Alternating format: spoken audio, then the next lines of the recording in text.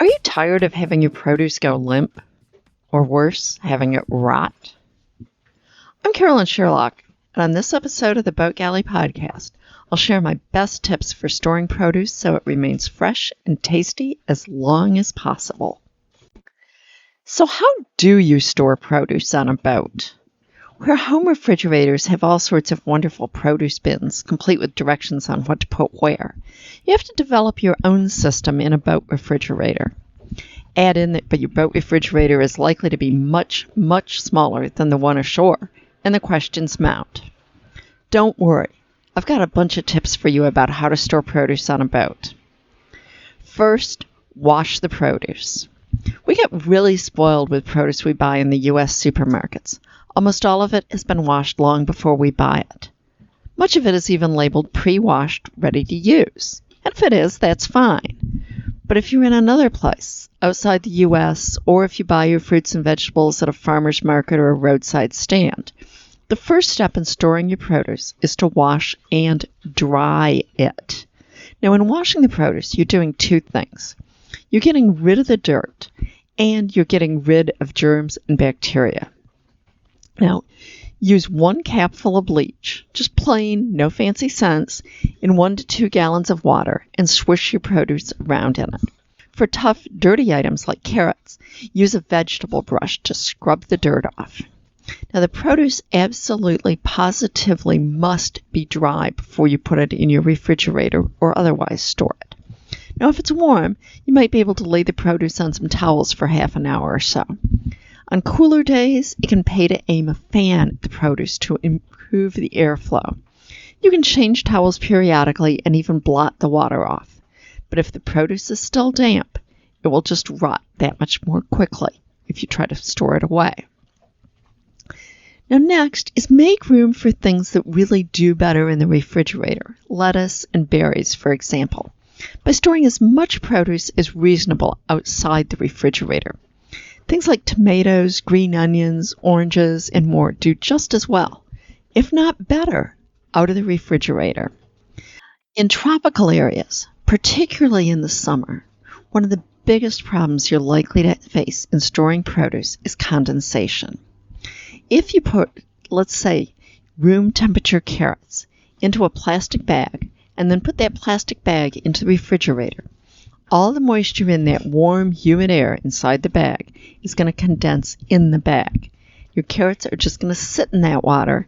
They'll begin to lose their texture, and they'll rot.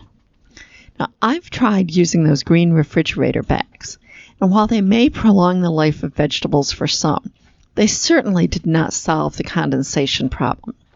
However, I did find 2 solutions to the problem. The cheap one is to wrap a double layer of paper towels around vegetables before putting them into a plastic bag, and then change the paper towels every single day. Now, I'd hang the wet paper towels up to dry, and then I'd use them again the following day, so I wasn't just throwing these away every day. And this was explained to me the first year of cruising by a friend of mine, Aaron, on Ballena, who said, the paper towel just acts like a little diaper, so there's no puddle of water for things to sit in. Now, the less work version, Rubbermaid has come out with a line of Produce Saver food storage containers. They've got a vent in the lid for air circulation, and more importantly for me, a tray in the bottom to help keep the contents out of any accumulated moisture. They're available in sets of 4 and individually. They work really well, however, they definitely take up more space in your refrigerator, so think twice before you do this. They do protect the contents a little bit better from the motion of the boat. Let's go on and talk a little bit about your storage bins. Now, you don't just want to chuck your bags or boxes of produce in with all the drink cans and so on. Produce really needs its own bins in the refrigerator where it can be protected from bruising from the motion of the boat. Now, most produce only wants to be kept cool, not cold or frozen. It's particularly true of leafy vegetables, but tomatoes, peppers, berries, fruits, squash, just to name a few, lose texture if they get too cold. Consequently, never put produce into metal containers. They conduct too much cold. Instead, use soft plastic containers. They conduct less cold than hard plastic. I prefer solid bins. Ones that are milk crate style or have holes in the bottom or sides are much more likely to bruise produce. You'll get marks where where they sit on those things. Again, I use a bunch of bubble wrap to take up some of the extra space if I need to. I also like to put fragile food into their own containers.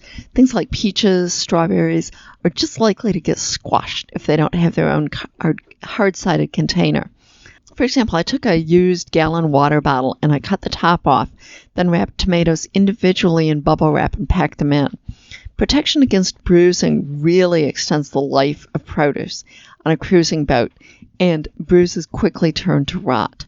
Oh, I should mention, on those tomatoes, I'm leaving those out of the refrigerator. I'm not putting that into the refrigerator.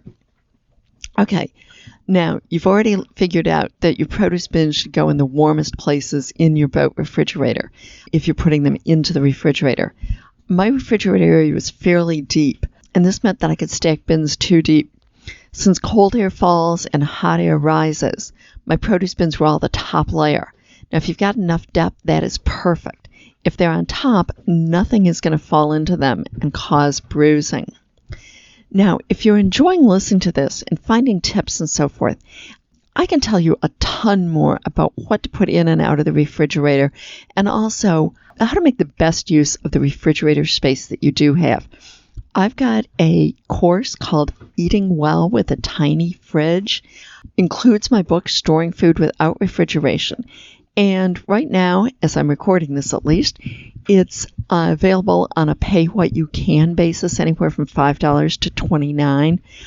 I can guarantee it is going to save you way more money in spoiled food than what the course itself costs.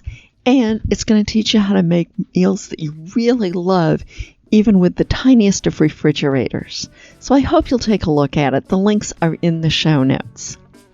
Enjoy it? Please tell your friends. Until next week, then. This is the Boat Galley Podcast.